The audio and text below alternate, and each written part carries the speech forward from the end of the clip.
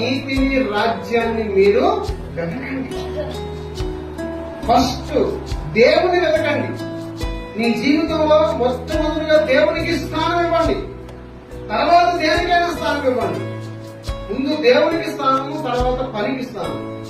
ముందు దేవుని మందిరానికి స్థానము, తర్వాత ఉద్యోగానికి స్థానం. ముందు దేవునికి స్థానం ఇవ్వండి, తర్వాత వ్యాపారానికి స్థానం ఇవ్వండి.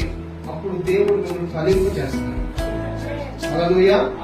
ఇప్పుడు ఏమైపోతుందంటే దేవునికి ఇవ్వాల్సిన మొదటి స్థానం కాకుండా ఆ స్థానంలో ధనానికి ఇస్తున్నారు, ఇంకా ఇతర కార్యక్రమాలకి స్థానం ఇస్తున్నారు. కనుకనే మనము అణిచివేయబడుతున్నాం, ఎదగలేకపోతున్నాం, జీవించబడలేకపోతున్నాం, సంతోషంగా జీవించలేకపోతున్నాం.